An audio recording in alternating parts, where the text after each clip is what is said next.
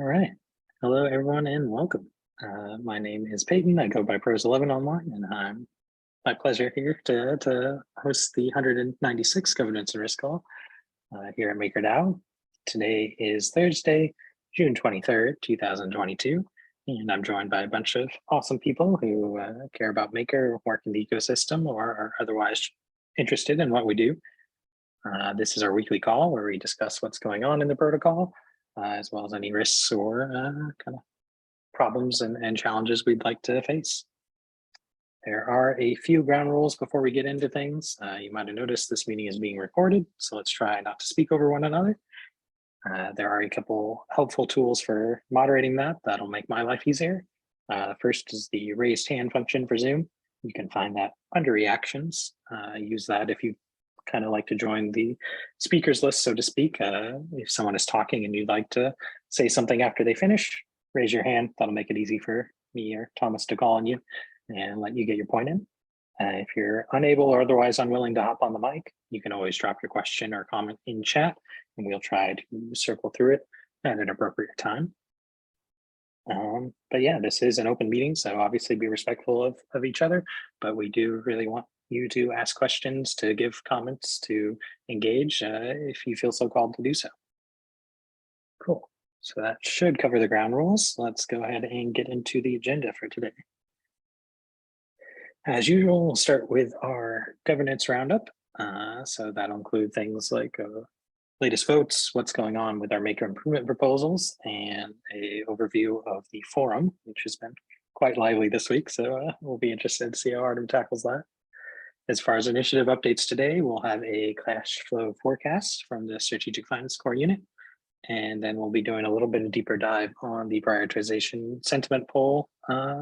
Results is one word, but ongoing poll situation, I guess. We talked a little bit about this last week, but this week we also have a demo from Data Insights that should be helpful, and we can kind of accommodate some of the discussion that was going on last week that we had to cut a little short. As usual, if we still have time, we'll end with a general open discussion. Awesome. That'll take us to our first point, which is the votes.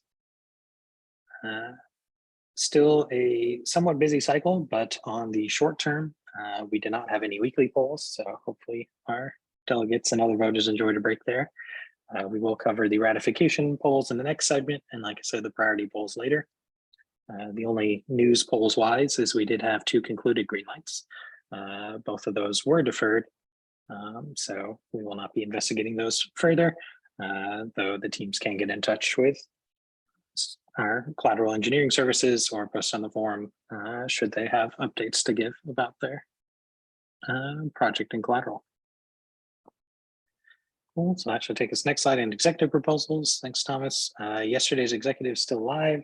About an hour before the call, there was about 22,500 MKR supporting it, so we're still a decent away from that passing.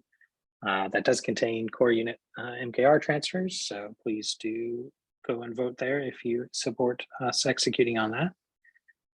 And a preview for what's to come next Wednesday will be still a fairly light executive, but three points there. We've got a risk core unit MKR transfer. We'll be activating liquidations and turning on the _lerp module that increases their threshold for the 5 collateral types we had previously pulled to offboard. And then there's some smart contract housekeeping, namely updating the StarkNet main contract to the changelog. Cool, that should do it for votes. So that'll bring us to our MIPS segment, and I believe we have Gala presenting that today. Yes. Hello, so this is Gala from GovAlpha, giving the MIPS general updates this week. The ratification polls are now in their second and last week. So we can take a look at the results from around 30 minutes before the call. We have 2 top-level MIPs, MIP 74, which introduces permissionless open market operations. The leading option is currently no, with 81% of the votes. Artem is going to be reviewing the signal request seeking to revoke the trial run of using MIP 74 to buy back and burn. But it's important to highlight that the DSS kiln module is a general module, whose usage is for swapping tokens over time and does not necessarily entail MKR burning. MIP 75 introduces task forces, which aim to coordinate high-level business decisions on behalf of MakerDAO. There's also the first task force onboarding sub-proposal for the growth task force. At the moment, the no option is leading for MIP 75, and the leading option for the onboarding of the growth task force is reject.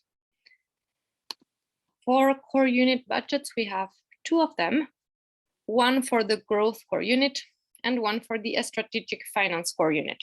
The leading option for growth is approve increased budget, bear market, with 61% of the votes. This budget option includes the funding of the brand team.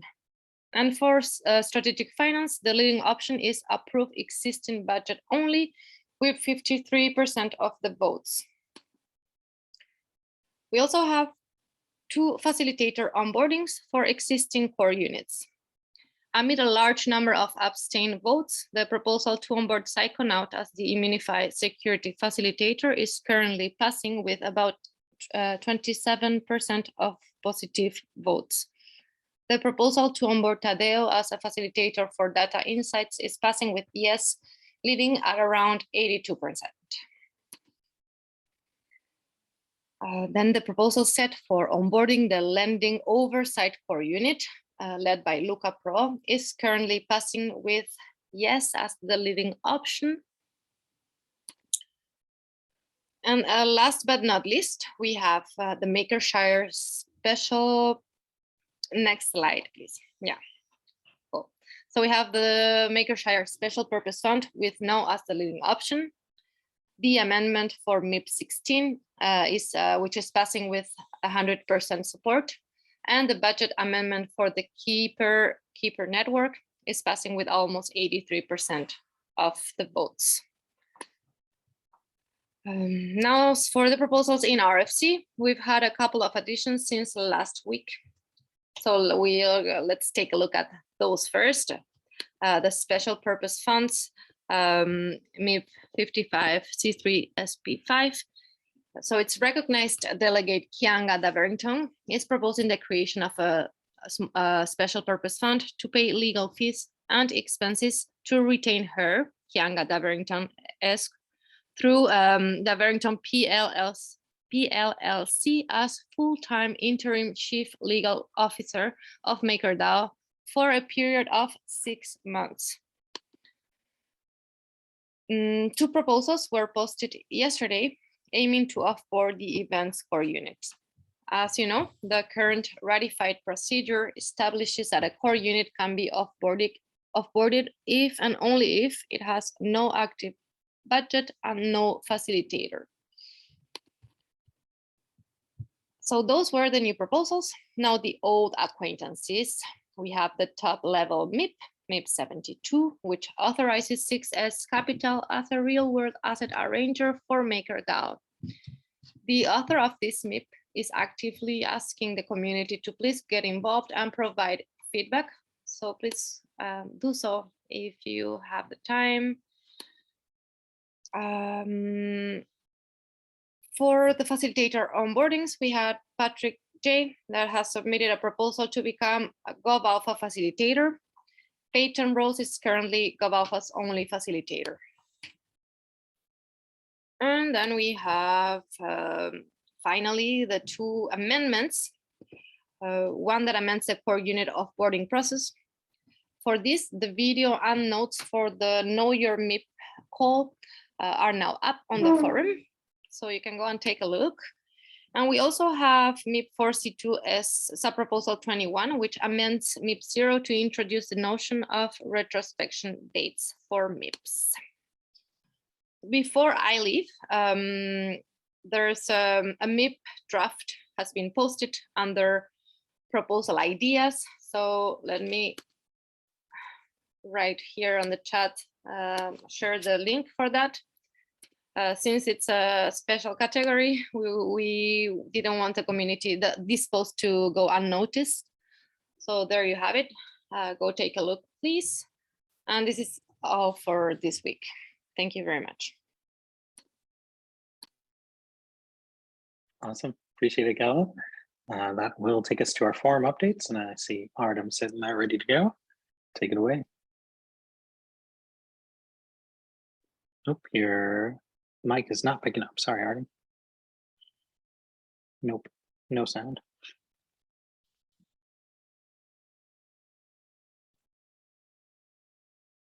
Might be a Zoom issue. I know I How have about that. now? Oh, perfect. There you are.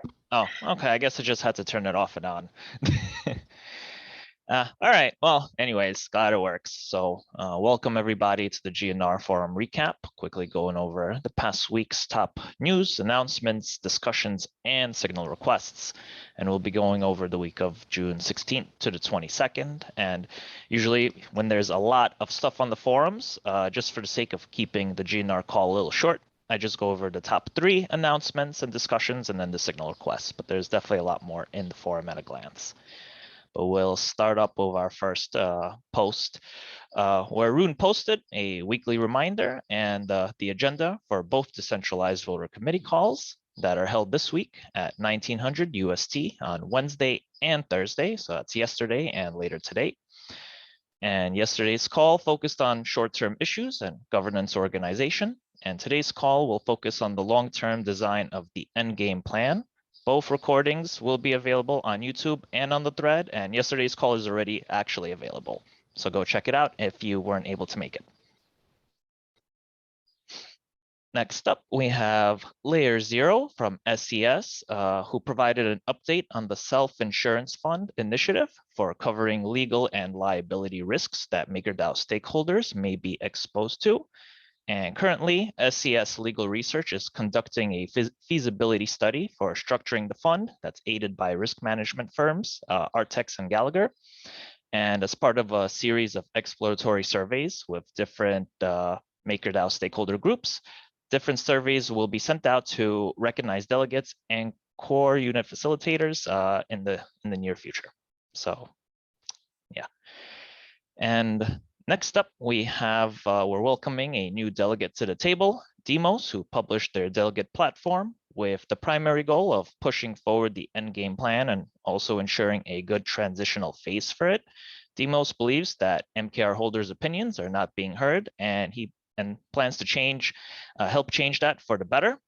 Demos also provides some background and other information about themselves for anybody interested to check it out. And now we're moving on to our discussions. And first up, we have Rune, who has recently posted a thread where delegates can sign up to help support the endgame party.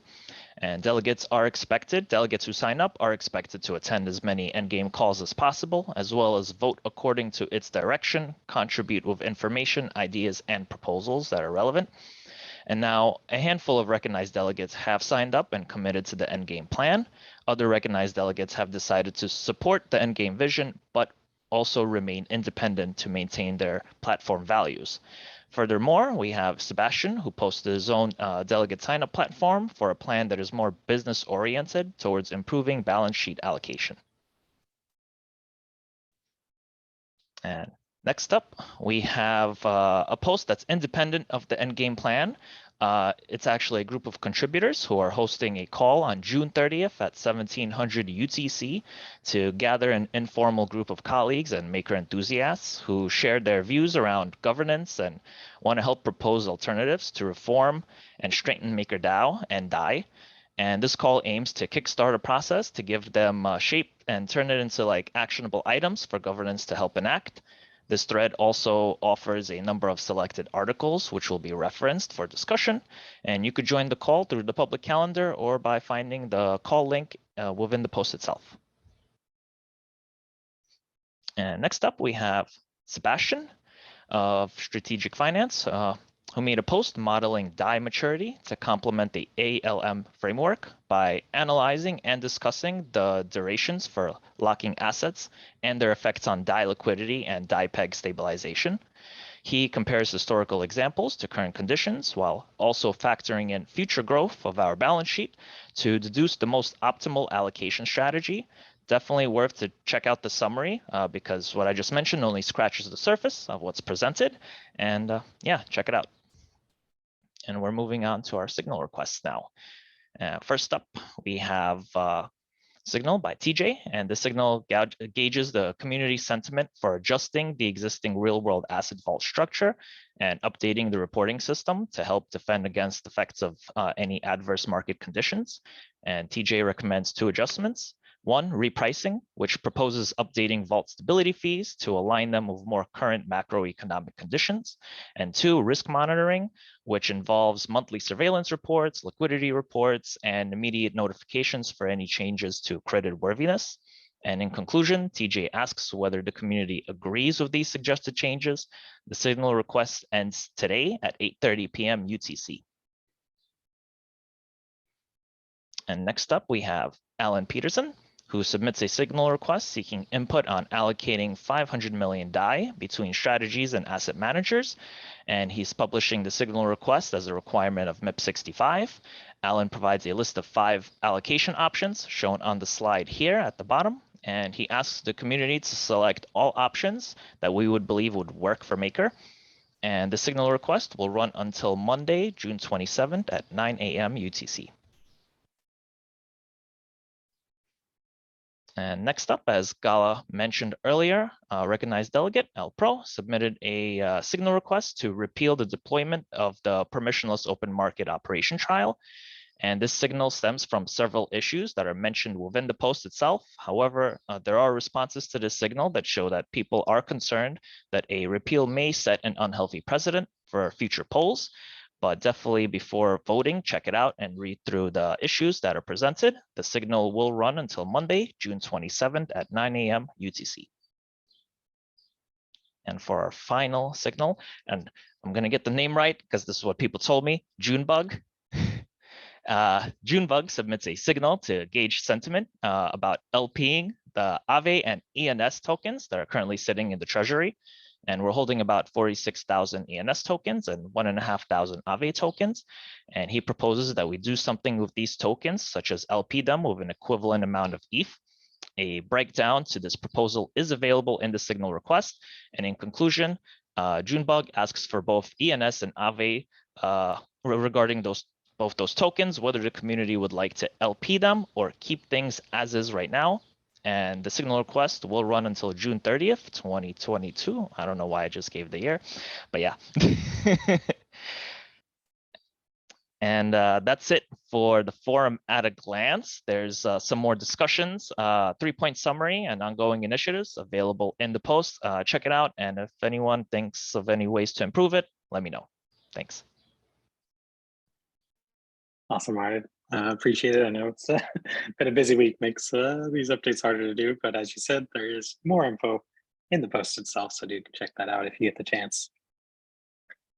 All right, awesome. So this should bring us to our initiative updates. And we are going to try something a little new here. I'm going to do like a pre-poll and a post-poll just to kind of see if people's understanding or knowledge was impacted by this presentation. Just something we'd like to test out here. So while the strategic finance guys are getting ready for their cash flow presentation, if you wouldn't mind answering the questions on your screen there, we'll throw up a post poll with the same questions after the presentation and see if that data is any use.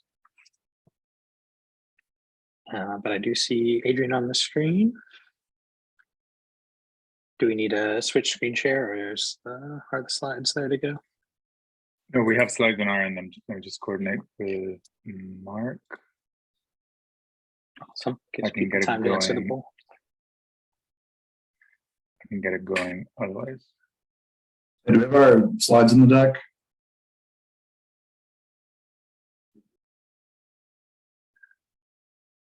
Awesome.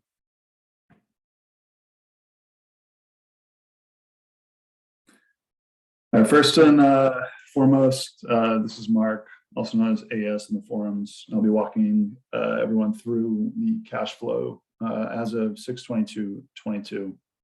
Before we kick things off, this report is provided for informational purposes only. It does not constitute financial investment, legal, regulatory, or tax advice. Next slide, please. So we wanted to provide everyone with a cash flow update because there's been a lot of confusion and mischaracterizations of Maker's financial position over the past few weeks. The key takeaway I'd like everyone to have from this is that compared to the broader crypto markets, and especially CeFi services, MakerDAO's financial discipline has left it in a position of relative strength. With nearly 100 million of DAI in equity between the surplus buffer and operating reserves. With that said, the decrease in recurring net protocol income, which we call RNPI for short, necessitates an evaluation of our cash flow and runway. So the table on the left-hand side shows the last 6 months of our income statement, in December on the far left, all the way through May on the right. As a reminder, our core unit expenses in our financial statements are measured as core unit wallet outflows. This is equivalent to cash-based accounting. Using this methodology for tracking expenses, our RMPI has fallen from 9.2 million in December to 1 million in May. We also request that core units self-report their expenses and consolidate them manually to try and more accurately report the true monthly burn rate of core unit expenses. Using this methodology, our RMPI has declined from 9.2 million in December to 1.6 million in May. You can see that highlighted in green, and we've estimated the May expenses we were still collecting outstanding expenses from core units. Lastly, if we look at the approved core unit budgets and modeled out RMPI, assuming they spent the max budget, we would have gone from 8.5 million of RMPI in December to break even in May. Now, if I can take your attention to the right side of the table, we've broken out the income statement into 3 different scenarios based on the current run rate as of yesterday. A bear market scenario is with ETH at about $500 per token, and a giga bear scenario is with ETH at $290 a token. This is the same drawdown we experienced in the prior bear market, down 94% from peak.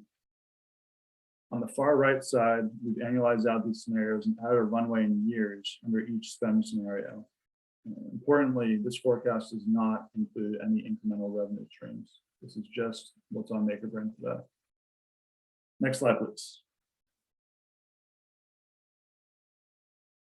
So as many here are aware, Seb has been working on making investing in PSM assets into short-term treasuries and corporate bonds a reality since his days in the Real Finance Core Unit using the Cayman Foundation structure. Today, we're working with Alan from Monetalis to finally bring this to fruition. The first deployments into short-term treasuries are expected to be made by late Q3, which will extend our runway to a minimum of 3.3 years, even in the GigaBear and the CU max spend budget scenario, which you can see in the bottom right corner. Note, this excludes any income from liquidations, which in our view would be significant under these market conditions. The second wave of deployments will further increase the protocol and DAO's financial position, solidifying our operational stability. By the end of Q3, just for clarity, we're targeting $500 million of deployments into these assets. And obviously, in the second wave, we're going to further look to increase allocations with other counterparties and institutional asset managers to increase our diversification. So as I mentioned on the last slide, this analysis excludes any income from other revenue streams such as D3Ms, RDAs, L2s, MakerShare, et cetera. Next slide, please. So despite our position of financial strength, the StratFi CU is calling for action and recommending the following steps to strengthen our position. We not only survive in the bear market, but thrive. First, we'll be making a post to request transparency from facilitators regarding their financial position and returning excess DAI to the surplus buffer. Second, we will be posting a signal request to gauge community sentiment on what level of cash flow the DAO seeks to operate at, measured on a multi-month basis. Operating at a positive cash flow would be in excess of 5%. Break even, we're measuring as plus or minus 5%. And operating at a loss, which means we're going to assume a minimum of a 3-year runway. We're going to operate at a loss. Third, we're recommending a surgical approach to current spend and budgets over a broad-based cut. The reason we recommend this is because if you look at the DAO's revenue over the past year, this business is extremely cyclical and tied to the cyclicality of the crypto markets. We've gone from a high of $200 million in annualized revenue down to about 26 million in the past 6 months. So we need to really reassess kind of these budgets holistically for the new market realities. We recommend a process be set up immediately for delegates and maker holders to individually review core unit performance. We will seek community's input on taking this approach rather than the broad-based cuts that we've suggested before. And lastly, after this step, we would like to have a reallocation of capital and level set budgets for the new market reality so we can maximize growth exiting the bear market. And with that said, we'll take any questions.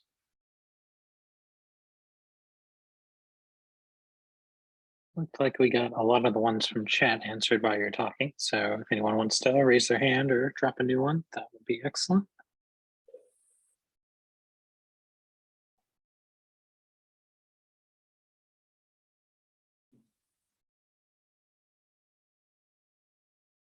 I have one. Go for it, Robert. Hey, so will you go back to that slide that Mark had up, or maybe that was Mark's slide, Peyton? I think the one before that. Yeah, I don't have slide control. 1 second. Oh, sorry. I was curious about, I think it does make sense to take a look at the individual performance of the CUs. And as we talked about doing something surgical, my question really is to the community is that when we talk about performance, it's a subjective conversation. And so what I would like to understand when we do option 3, if we do it, is that how exactly are we measuring the core units based upon performance? With the lack of, there's common knowledge on strategic objectives inside of the DAO. There's been some focus objectives that, for example, Arun has posted to the community. And then there's, a variety of other objectives that happen as a result of individual mandates. So I just would like to understand as a community, how would we measure the core units? Ultimately, we are interested in creating a framework to help guide this discussion. So it's no different than a traditional corporate performance review for a function in the negotiation for one's budget. I think if you look at like when certain budgets were passed, some of these were passed when we had operating margins in excess of 70–80%, and some even higher. So if you want to reallocate capital to where we need it most, we have to go through some sort of process like this, despite the challenges that are part of it. Like we're just going to have extremely inefficient capital allocation if we don't have any performance reviews ever, and it's just frankly not sustainable. So I'm more concerned about doing the process at all rather than having it be perfect. And we have to start somewhere, and somewhere is better than nowhere. And I would agree with you, Mark, but you said something very specific. So there are multiple ways to do evaluations, one of which that you had mentioned, one of which I'm very familiar with as well. And so I think that to be as objective as possible, I think that's really the key about coming up with how we would measure the core unit performance. I mean, ultimately, it's going to be up to delegates and maker holders in terms of what makes it on any framework. And from my perspective, it's on the facilitator to argue why they should have a certain amount of capital allocated for their business and what value they're delivering. It's on them to explain to maker holders and delegates what value they're creating for the protocol. So it's not going to be solely on the framework and just checking off boxes. It's going to be on each facilitator to make their case for why they deserve to have their budgets, why they deserve expansion, or if they don't, how much their budget should truly be set at. I hear you. And again, I have to go back to value is a subjective measure. If we have strategic objectives that have been clearly set, then it would be kind of an easy exercise. So the only thing we have to go on for each of the core units is that how well have we achieved our mandates as we have them listed for our core units. My concern here is that I've been through many of these cycles before, and I've experienced both bull and bear markets with many companies. And this can be when done correctly, it can be a very useful exercise. I rarely have experienced that though. And so that's my concern.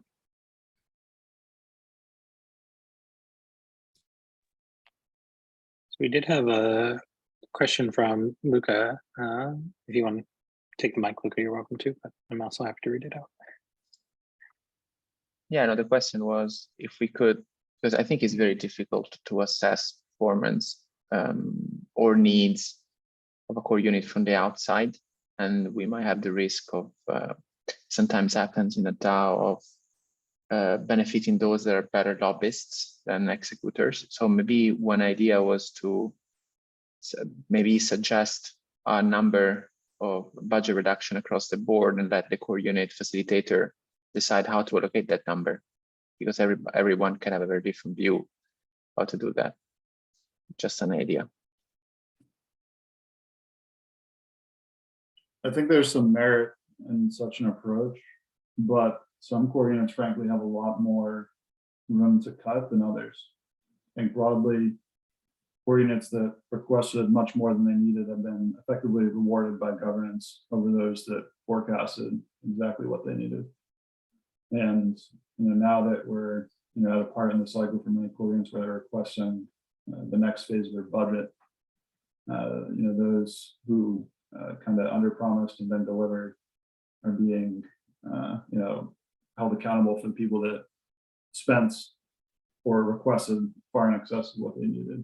So, and Mark, that's a different exercise though, and at least in my opinion, because what we're asking core units to do, so my core unit's been ratified since October. I have much data now that I did before. So there's a request that could be made to the core units to say, hey, would you use your best efforts to update the forecast? And that's a simple process to go through. That alone might yield enough results for us to stop there. I'm not saying we have to. I'm just saying that there are probably other steps that we can take that are non-evasive, that are kind of easy to do and probably realistic for us to do, that require very little or no oversight. And it's really the responsibility of each of the core units. Then if we feel as if it's not potentially aggressive enough, or we still think there's more things that we can trim, then potentially we could step into a much deeper process. But I'd really like to see this happen, baby steps, because we do have runway. And I'm not saying we should leave fat in the budgets. I'm just saying let's be smart about the way that we go about this. And the last point, just to conclude what given that the question was coming from me, and then I'll let the others comment, is I agree with Mark and I agree with Robert. I think it's both of them. I think but I think it's in general is difficult. I think we should try to understand also what type of behaviors certain procedures incentivize. If we start a core unit to core unit fight, trying to demonstrate who has more fat to cut or who actually has more needs for money, we might spend a lot of time in lobbying and politics within the DAO, that even more than what we're doing now. Instead, if we are going for a more homogeneous request of best effort, we may actually find ourselves in a position where we come all together, at least all the core units, and try and then is a negotiation between MKR holders and core units about a number, and then that number needs to be implemented. So I know it's imperfect. We should think about the ramifications of behavior that certain mechanisms might trigger within the DAO as well. But I know, Mark, it's definitely a suboptimal solution, but I think we should understand also what are the impacts of each solution on the behavior of the core units. Yeah, can I add? I think I think the surgical approach is going to be an intractable political mess if we tried to do that across the entire DAO. It might be that there's a good hybrid approach here where MKR holders say, hey, we'd like to reclaim 10% across all CUs.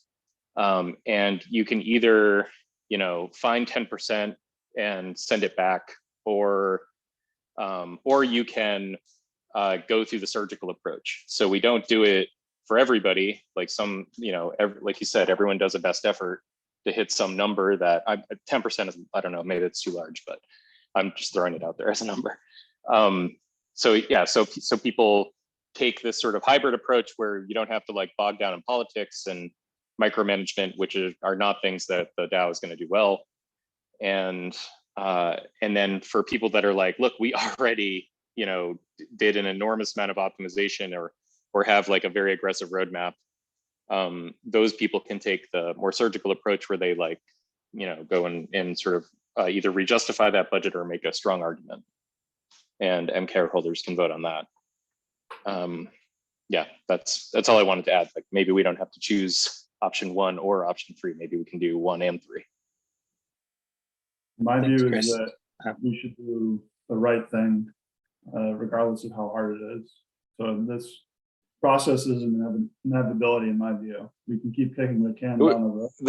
The problem, Mark, is that the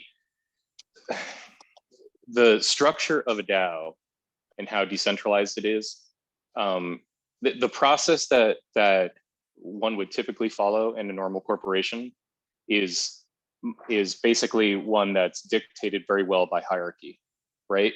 It's a bunch of hierarchy at the very top with executive teams that basically make hard choices, and then everybody, those hard choices trickle down through the organization.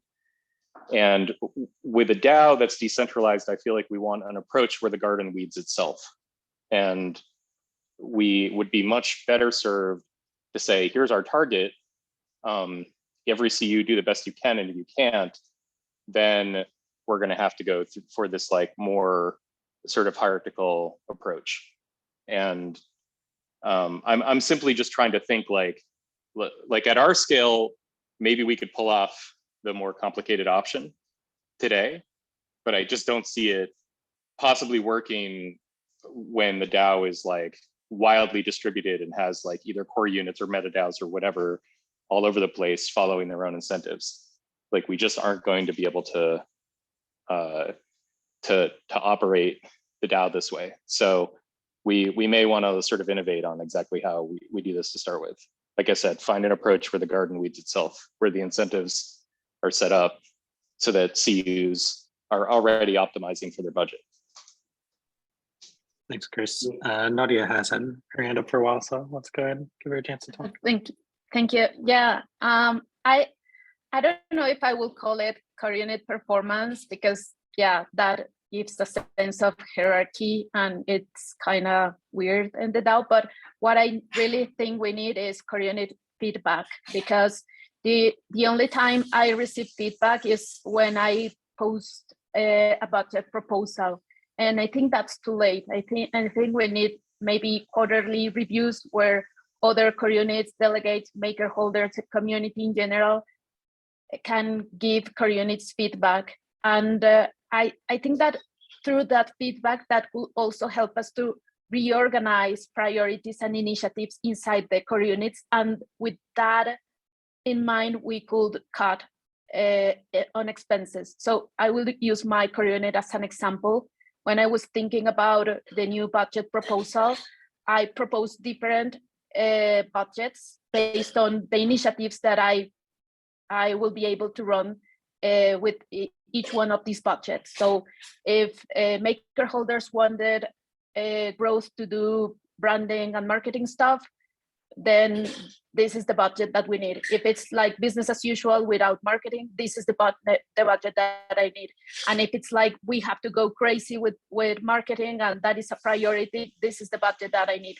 And I think all core units, we have to go through that exercise by understanding where the DAO is going, what are the priorities, and defining the initiatives that we want to do with our budget, and then let the maker holders decide. So I think we all should be able to do that. Like with this budget, I will be able to do 1, 2, and 3. With this one, I could like add these 4 and 5 and 5th initiative, and maker holders decide if this during like bear market is a good moment to do that or not. I think that just like cutting 10% of all budgets, yes, that's possible. That is like the most easy solution.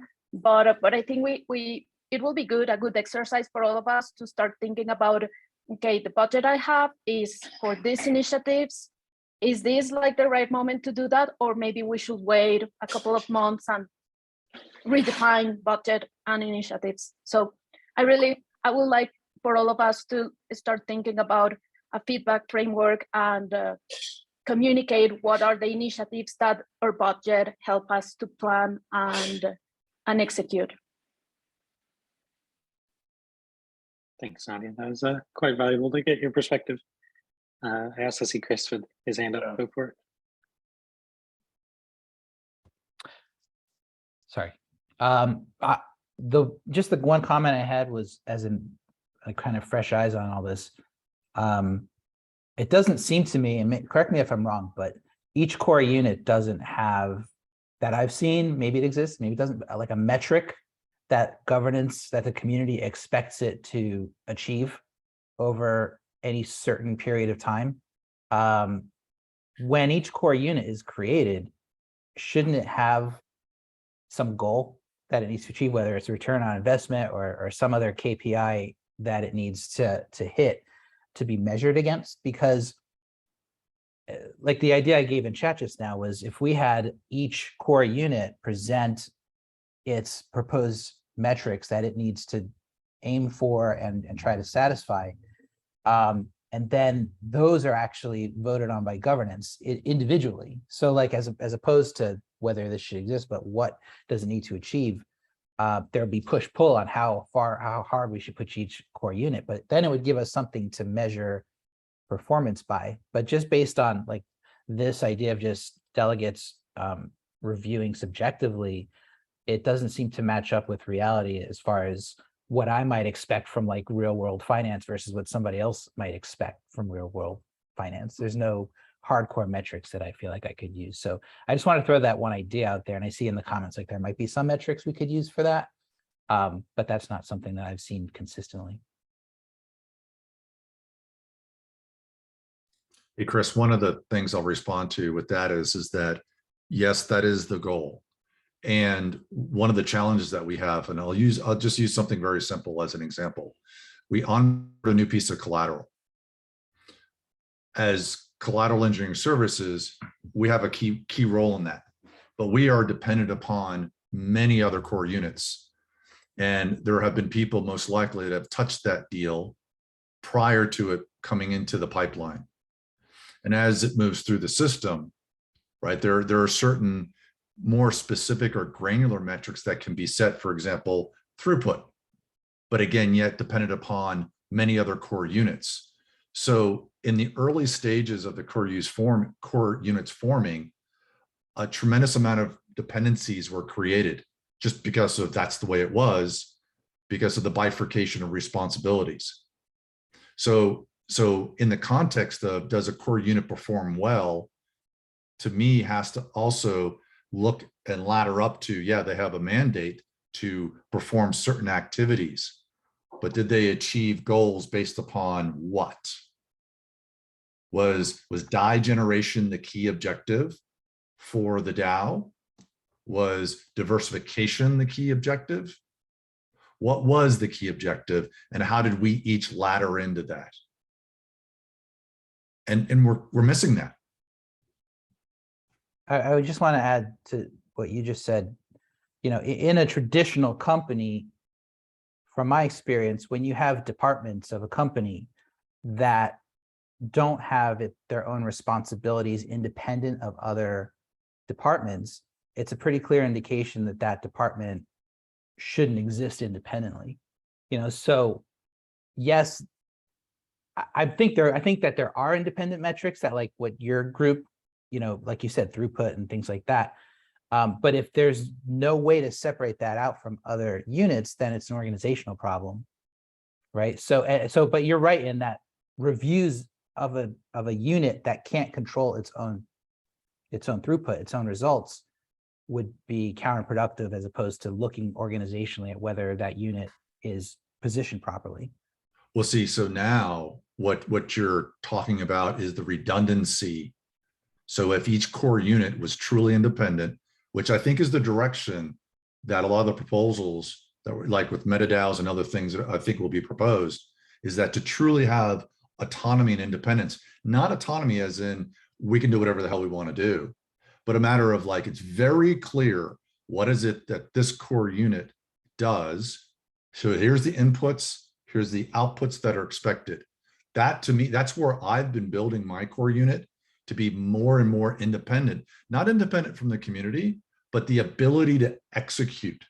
That's critically important. So if you look around the entire ecosystem that we've created by core units, find one core unit that can execute independently and hold those metrics. And it'd be hard to find one. Maybe there's one, I don't know. But that's an organizational design that we have as a result of the DAO being the DAO, at least currently. I'm not saying it should stay that way. I would love to have specific objectives and goals and being able to share how I delivered on those goals with my core unit.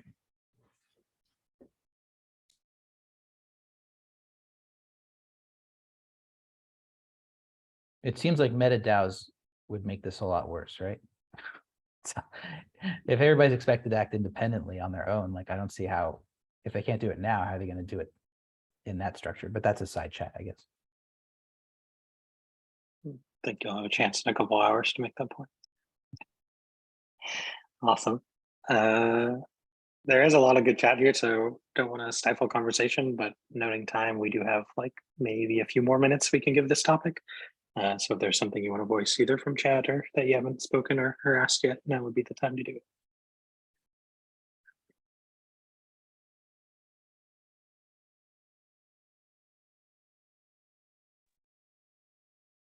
All right, I'm going to go ahead and launch the post poll, see how much we learned. If y'all don't mind filling that out, especially if you filled out the first one, that would be very helpful.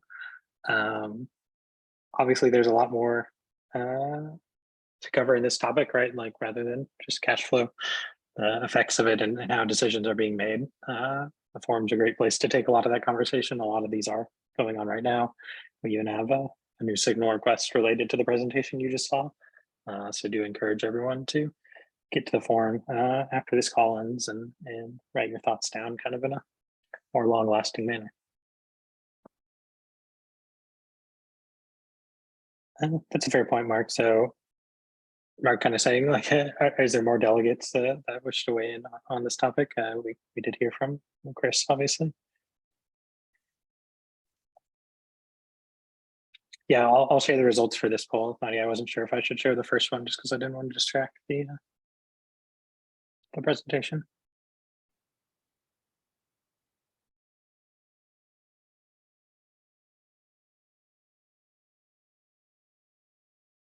Cool. I think that's about as many people as participated in the first one, so I'll end it there and share the results.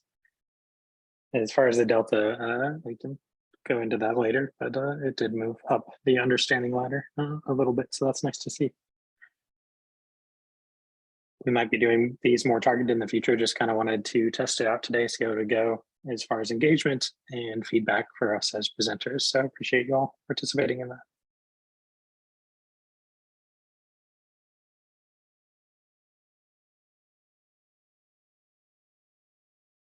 Cool. All right, let's take us on then. And like I said, please do continue the conversations in the forum, but in the interest of time, we'll move on and talk a little bit about prioritization polling and get to a brief demo from Data Insights as well. So I don't want to spend a ton of time because I imagine there might be questions or these might spur discussion topics, but I will start with a brief rundown of just what we went over last week. so you can understand how the things changed. Next slide, if you don't mind, Thomas. Thank you. So some things we pointed out last week is that limited options are being rated by voters, which was good feedback, because that means I think we should only be prioritizing like a few items rather than trying to plan out a longer list of them. On the technical side, compound D3M was a pretty clear leader, and core crypto collateral, if I could get that tongue twister out, was a strong leader in the collateral class sentiment poll. We also saw MakerDAO rank pretty highly in technical resource, and noted that real world assets were absent from a lot of the votes there in the class sentiment poll. So let's take a look at what's changed from last week to this week. Number one, we have this awesome tool that you'll get to see a little more from data insights that can actually show you if we run the rank choice simulation out to the very end rather than stopping at 50%. You can see how the options stack up there. You'll notice abstain has creeped into there. There was a good post by Qianga from Maker Invest about why they were abstaining, and kind of the feeling that delegates maybe shouldn't be making these level of decisions. So I do recommend checking that out, and that's really valuable feedback to have for us in the core units as well. We saw collateral onboarding still very highly ranked, even though it is in 4th there. That's because the rank choice format does highly prioritize the top option. So worth calling out that it still is people's in their top 3 for a lot of the voters. Excuse me. But due to how rank choice works, like I said, you only get down the ladder of your list as your first choice becomes removed from voting, which doesn't happen if your first choice happens to be the most popular. We saw more participation, largely in line with what we reported on last week, but still good to get more voters' inputs. And still, most people are ranking very few options. So overall, I'd say on the technical resource side, not much has changed. Let's go for the collateral class priority sentiment. Awesome. We did see some more voters here, perhaps even a response to my call out last week that real world assets was missing from a lot of the top voters' rankings. We did have a couple delegates and regular voters as well come in weighing real world assets. You notice they still are down there in 5th due to the bias I talked about earlier. The other item that did pop up in a few people's lists, but maybe isn't reflected on the final outcome, is the alternative Ethereum-based crypto collaterals. That was featured in several votes in the top 5, but again, because it didn't capture the top 1 or 2 for most of the large voters, those results weren't very impactful at the end of the RV simulation. Cool. Again, more participation, but we did see kind of a difference here, which is what we want, right? We want to basically highlight how the vote's going. The people that are here in the call and on the forums who maybe don't agree with how that votes, we them to voice their sentiment or change their rankings if they have been convinced based on the discourse we've had. Cool. So I think that does it for my rundown, and I do want to make sure today has plenty of time to show out this awesome tool that they developed. Worth noting that like this was kind of made with the priority polls in mind, but it will work for all IRV votes as well, which is really great because obviously the voting poll wants to show you which option is winning. And the kind of valuable information sometimes is how other options are ranked and how close those rankings become, which isn't always super apparent if you're just looking at the list of vote submissions on the portal there.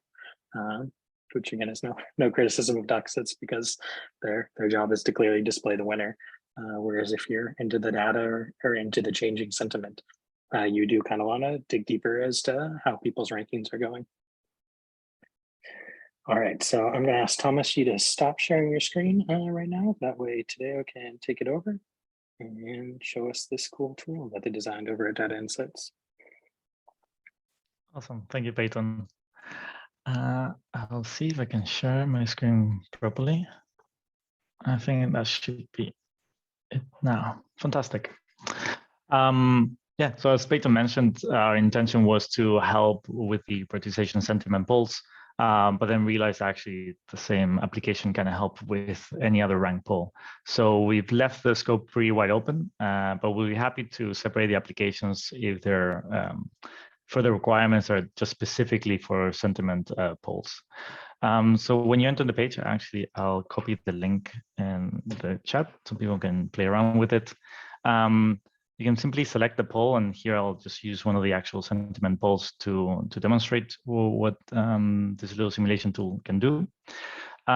So I hope most of everyone here knows with instant runoff voting, what happens is every voter orders their options in preference, and then those preferences get summed up, and then in every round or every, let's say, cycle, we eliminate the option with the least amount of support. And we do that repeatedly up to get to the point where we get the winning option. As Peyton mentioned, technically there's two stop conditions. One is whether there's a single option remaining, which is what we see here on the right-hand side. And also the other one is once an option has garnered more than 50% of the votes, the simulation should stop. In our case, just to show you the full work there, we let it run, which means that in some cases, some of the options down the list might actually flip a bit up and down. But again, the winning option will always remain the same one. So here, for example, we see, as Peyton mentioned, compound 𝘧𝘪𝘴 was selected initially with 27,000 MKR support. And then the next up was MakerTeleport with 7,000.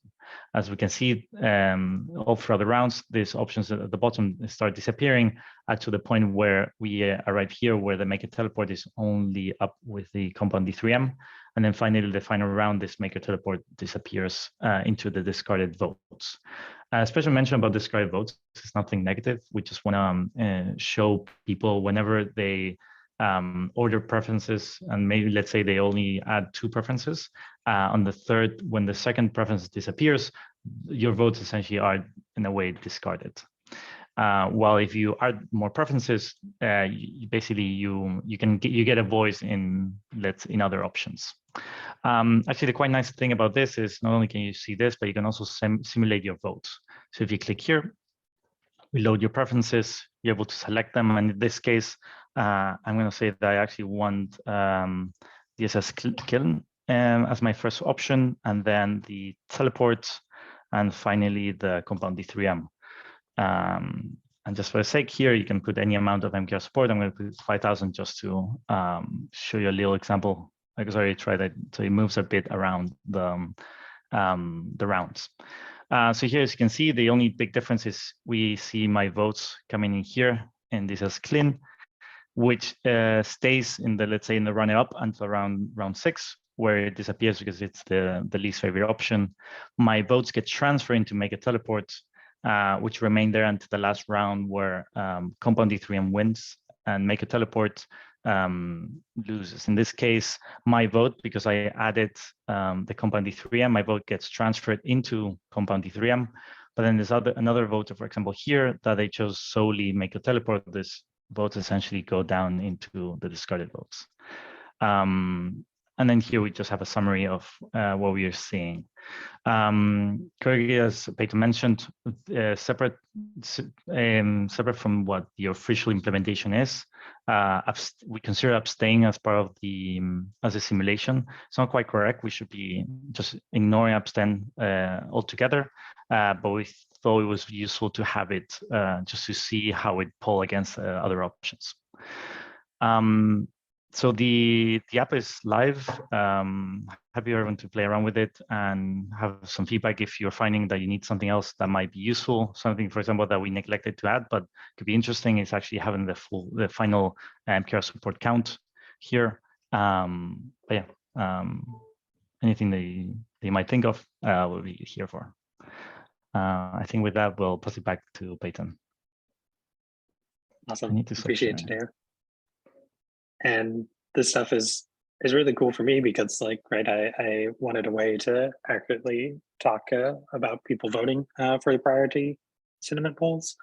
But Data Insights like iterated on that and was able to offer much more. And the Simulate feature, I think, is particularly interesting, especially if you're a delegate or a large MKR holder. You can actually plug in and see how you voting or changing around your votes, even if you were to shift priorities, how that would affect the overall poll results.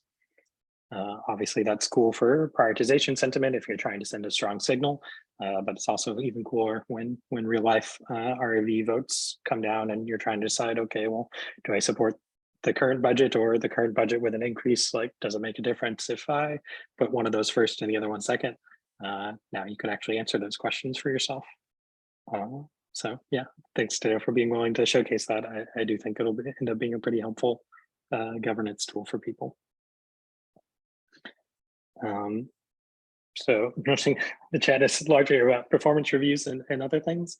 I will give a chance to anyone who wants to ask either about the data visualization tool or prioritization polling. If there are any questions or comments on that, we'll start there, but then we'll probably circle back for our open discussion to some of the previous topics. Yeah, feel free to raise your hand, drop it in chat, or just hop on the mic if no one's talking.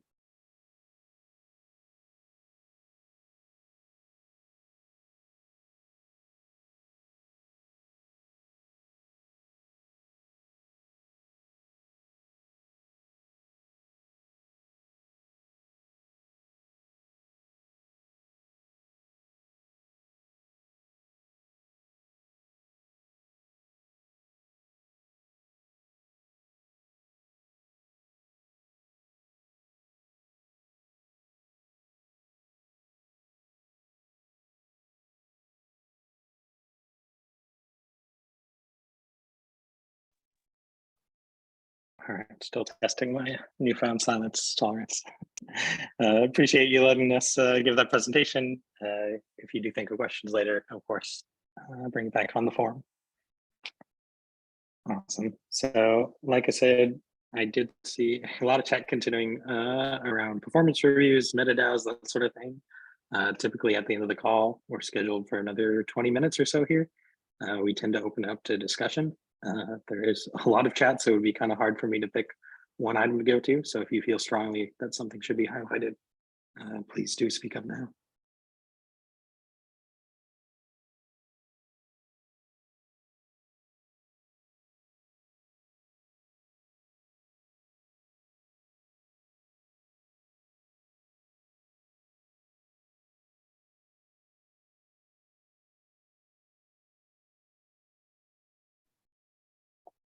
Happy to propose something. Like I said, if you think I picked the wrong thing, welcome to step in and tell me otherwise. But this conflict between like, do we decide on overall strategy versus do we decide what we do with the budgets first? That seems to be a pretty potent conversation in terms of like, all right, well, we have to make decisions, right? So which decisions do we make first and how do they influence each other?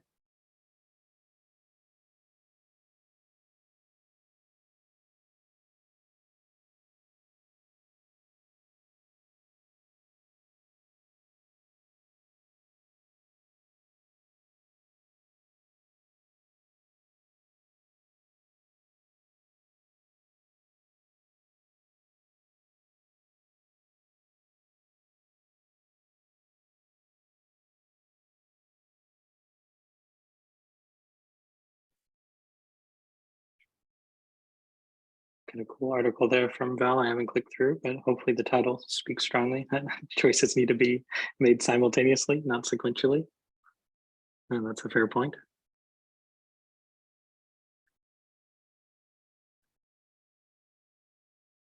So paper asking if we could do like a talent show for performance reviews. I think that would be fun for anyone who's not in the hot seat, but anything is possible.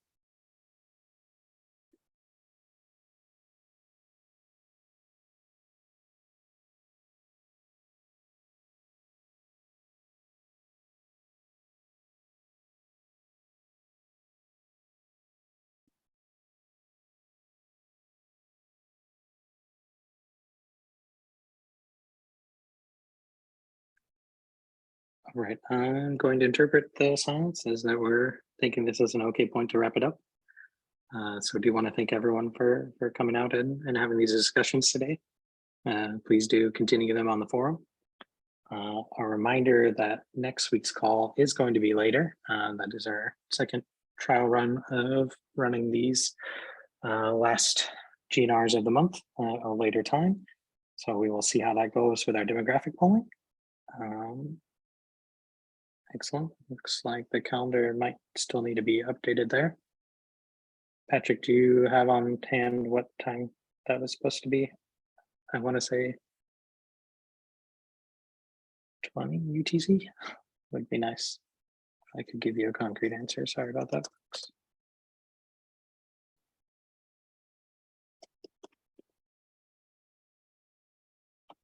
It's 9 UTC. 9 p.m. So 2100. Yeah. Awesome. So next week, if you're joining us, it'll be at 2100 UTC. Again, this is an effort to do calls later and make sure that other people have access to calls. We'll see how it goes. We'll run our demographic polls and let that inform our decisions for the future. Cool. With that said, thank you again for coming out. We'll continue the chat and yeah, see y'all in another call soon, I'm sure. Have a good one. Thanks for stopping by.